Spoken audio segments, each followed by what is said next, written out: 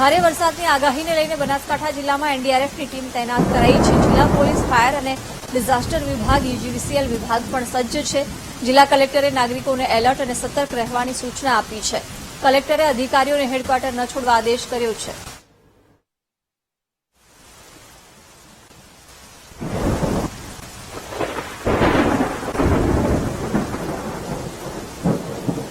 ભારે વરસાદની આગાહીને લઈને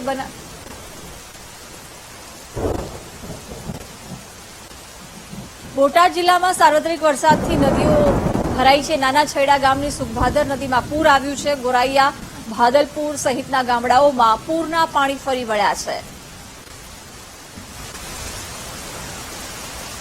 બોટાદના સુખભાદર નદીમાં પૂર આવ્યું છે। ભારે વરસાદને કારણે નાના છેડા ગામ નજીક વહેતી નદીમાં પૂરની પરિસ્થિતિનું નિર્માણ થયું છે। ગોરાઈયા અને ભાદલપુરમાં પૂર જેવી સ્થિતિ છે। સુખભાદર નદીમાં પૂર આવ્યું છે। બોટાદમાં સતત વરસાદ વરસ્યો છે, જેના કારણે નદીઓમાં પાણીની આવક થઈ રહી છે। ગોરૈયા અને ભાદલપુરમાં પૂર જેવી સ્થિતિ છે। સુખભાદર નદીમાં પૂર આવ્યું છે।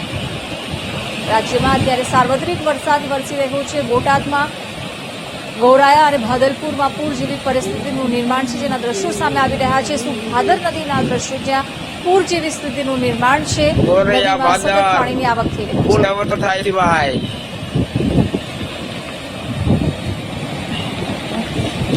બોટાદના સુખભાદર નદીમાં પૂર આવ્યું છે। મહત્વનું છે કે હજુ રાજ્યમાં 2 દિવસ સુધી વરસાદની આગાહી હવામાન વિભાગે વ્યક્ત કરી છે। રાજ્યના જળાશયો, નદીઓમાં સતત પાણીની આવક થઈ રહી છે।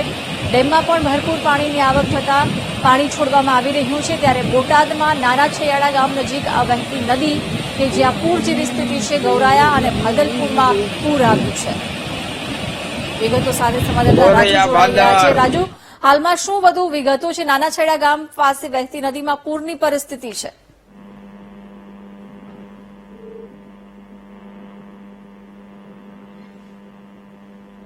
જી રાજુ, સુખભાદર નદીમાં પૂર જેવી પરિસ્થિતિ ઉભી થઈ છે, શું વિગતો? વિજ્ઞાન વાત કરીએ તો છેલ્લા 3 દિવસથી સમગ્ર બોટાદ જિલ્લાની અંદર કંઈક ઓછો તો કંઈક વધારે વરસાદ જે છે એ સાર્વત્રિક પડી રહ્યો છે।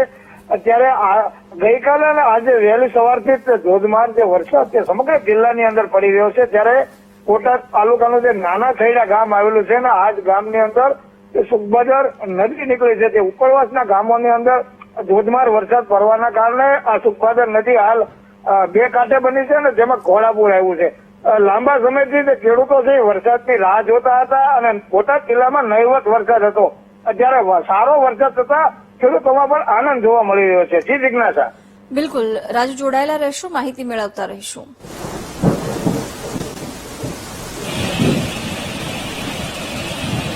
ગોરૈયા, ભાદર,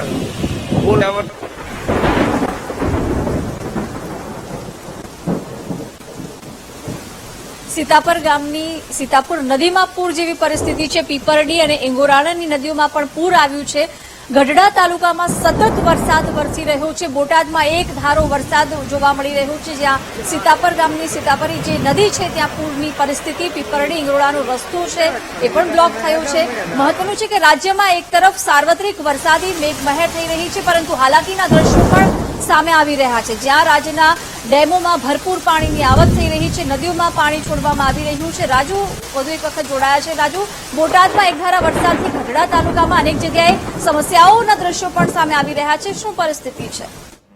જિજ્ઞાસા વાત કરીએ તો ઘણા સમયથી નહીવત વરસાદના કારણે પરંતુ હાલ છેલ્લા 3 દિવસથી સમગ્ર બોટાદ જિલ્લાની અંદર જે મેઘમહેર છે જોવા મળી રહી છે। એમાં ખાસ કરી બોટાદ જિલ્લાના સૌથી વધારે ગઢડા તાલુકામાં ધોધમાર વરસાદ પડી રહ્યો છે અને કહી શકાય કે 3 દિવસમાં 7 થી 8 ઇંચ જેટલો વરસાદ પણ ખાબક્યો છે। ત્યારે આજે ગઢડા શહેરની અંદર વહેલી સવારથી સવાર સુધીના લગભગ કહી શકાય કે 3 ઇંચ જેટલો વરસાદ ખાબક્યો છે। ગઢડા તાલુકાના ગ્રામ્ય વિસ્તારોની અંદર ધોધમાર વરસાદ પડી રહ્યો છે, જેના કારણે ગામડાઓના જે નદી નાળા છલકાઈ રહ્યા છે। ત્યારે ગઢડા તાલુકાના સીતાપર ગામની જે સીતાપર નદી છે તે ઉપરવાસ વરસાદના કારણે આજે ઘોડાપુર આવ્યું છે અને જેના કારણે સીતાપરથી ઇંગોરાળા, પીપરડી સહિતના જે ગામોમાં જવાનો રસ્તો પણ હાલ બંધ થયો છે। જી જિજ્ઞાસા। બિલકુલ રાજુ, આભાર જાણકારી આપવા બદલ।